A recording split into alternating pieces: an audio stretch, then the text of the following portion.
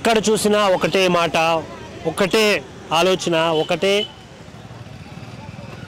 ఎలా చెప్పాలి అంటే దీన్ని బిగ్ బాస్ 7 అనేది ప్రతి ఒక్కరి మనసుకి హత్తుకుంది. బికాస్ ఆఫ్ రైతు బిడ్డ, శివాజీ గారి మాట తీరు, యావర్ ఆట తీరు, అర్జున్ తెలివితేటలు, అమర్దీప్ చిలిపి చేష్టలు, ఇలా చెప్పుకుంటూ పోతే చాలా ఉన్నాయి. ప్రియాంక వంటలు, ఇలా చెప్పాలంటే చాలా చెప్పచ్చనా. నిజంగా నాకైతే చాలా మస్తుగా నచ్చింది ఈ సీజన్.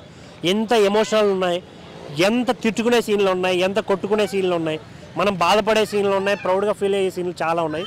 ఈ సీజన్ నాకైతే చాలా స్పెషల్ అని చెప్పాలి. ఎందుకు, ఒక కామన్ మ్యాన్ విజయ అంచుల వరకు వస్తున్నాడు అంటేనే చాలా ప్రౌడ్గా ఉంది. ఒక రైతు పని చేసుకునే వ్యక్తి ఒక సీజన్లో వచ్చి ఎంతోమంది సెలబ్రిటీల మధ్య ఉండి పోరాడి గెలవడానికి ట్రై చేస్తున్నాడు చూసారా, అక్కడే గెలిచేసాం అనిపించింది అన్న.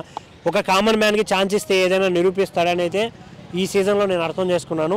చాలా అంటే చాలా బాగా అనిపించింది. బట్ నేనైతే పల్లవి ప్రశాంత్ సపోర్ట్ చేస్తున్నాను. మీరు ఎవరికి చేయాలనుకున్నారో వాళ్ళకి బరాబర్ చేయండి.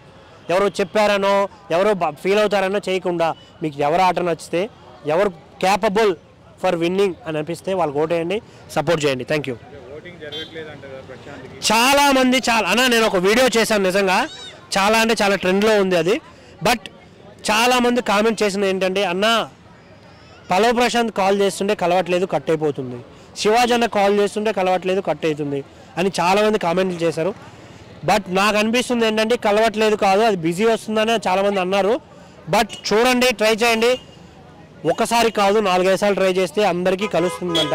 Please vote for him. And also మీరు ఎవరికి ఓట్ చేయాలన్నా వాళ్ళకే చేయండి. థ్యాంక్ యూ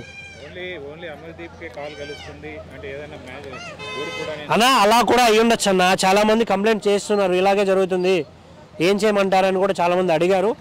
నేను వాళ్ళకు కూడా చెప్తున్నాను, అలా చెయ్యగలిగిన అదేంటి ఏదో ఒకరిని గెలిపించాలని పార్షియాలిటీ చూపించేంత అవసరం బిగ్ బాస్కి లేదు.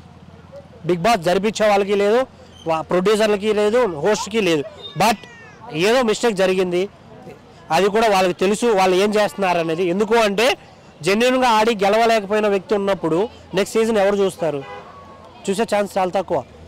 కాబట్టి ఖచ్చితంగా ఎవరైతే నిజాయితీగా ఆడారో, ఎవరైతే విన్నింగ్కి క్యాపబుల్లో వాళ్ళే గెలుస్తారని నేను కోరుకుంటున్నాను అన్న. నా దృష్టిలో స్పై బ్యాచ్ ఎవరు విన్నర్ అయినా ఆశ్చర్యపోవాల్సిన అవసరం లేదు. నాకు తెలిసినంత వరకు విన్నర్ అయితే పల్లవి ప్రశాంత్, శివాజీ అన్నని ఉంచొచ్చు అని నేను అనుకుంటున్నాను. లేదు స్టార్మా బ్యాచ్ కాబట్టి అమర్ని రన్నరప్ అయినా చేయొచ్చు. Thank you. మా సత్యం 24 ఫ్రేమ్స్ ఛానల్ని సబ్స్క్రైబ్ చేసుకుని బెల్ ఐకాన్ని యాక్టివేట్ చేసి లైక్ చేయగలరు, షేర్ చేయగలరు.